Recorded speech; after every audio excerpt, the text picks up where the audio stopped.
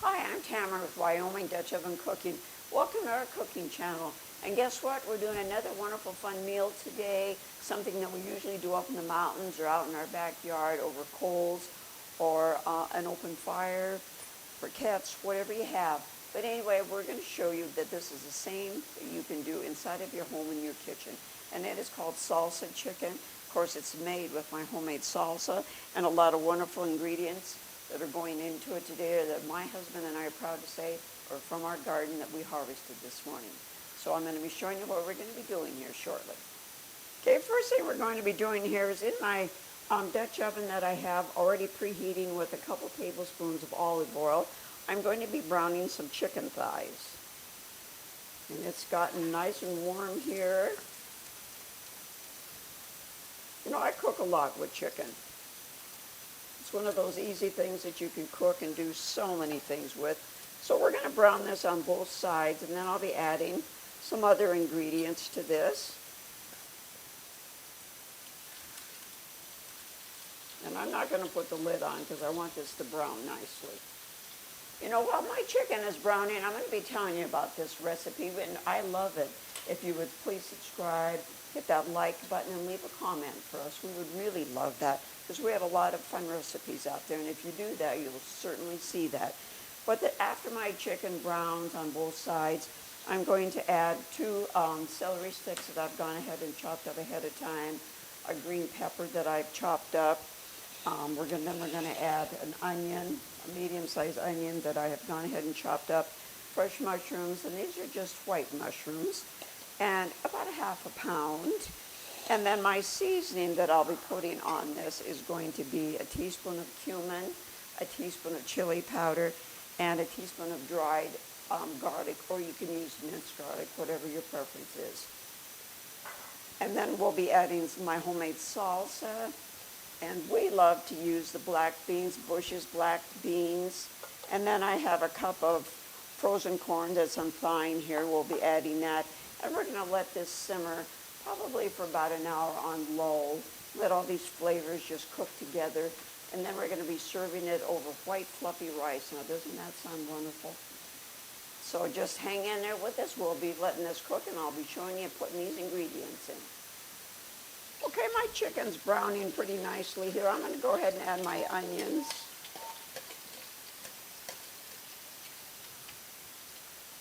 Yes, these are onions from our garden. I am so proud to say.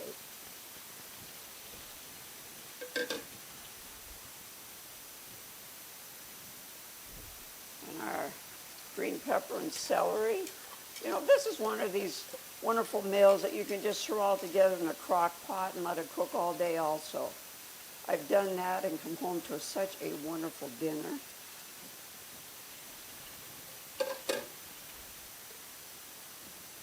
What I'm going to do here is kind of lift this chicken up and get some of these veggies down here and get them sauteing and letting them cook.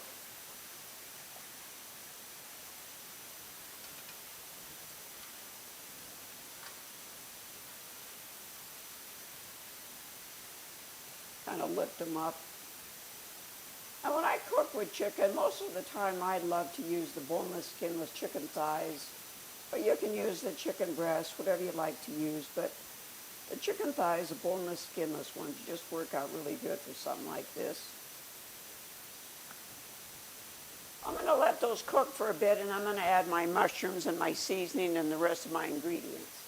I went ahead and added my mushrooms, and I'm going to add my seasonings and all the rest of my ingredients. Mix this up real well.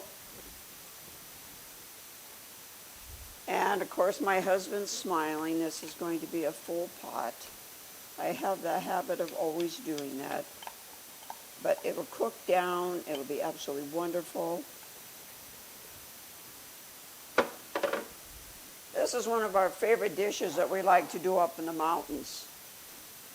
Of course, when we're up in the mountains, we do it over coals or briquettes, which is wonderful. One of these wonderful, easy meals.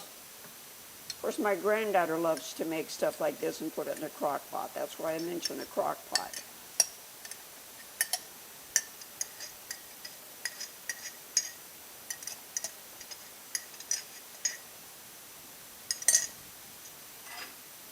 There we go. And of course, we're going to cook this on low, and I'm going to put the lid on this. So it's cooking low and slow. So we'll be back with you in about an hour.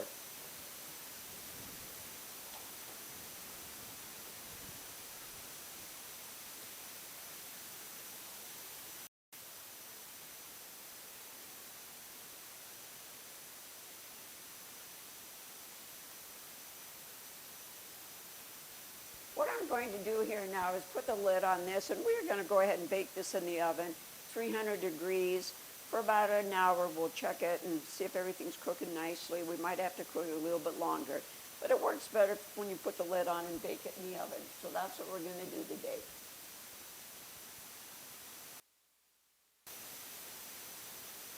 Well, doesn't this look like a meal fit for a king or a queen or a cowboy or a cowgirl?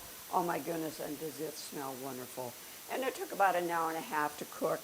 And what we did is we served it on top of some fluffy white rice that I cooked in my rice maker. Garnish it with a little bit of this Mexican cheese blend that we love to use and some fresh cilantro. You can't beat that. And if you want to add a little dollop of sour cream, that is wonderful also. And of course, the complete recipe is in the description below, so check that out. And I also wanted to tell you that we have a website.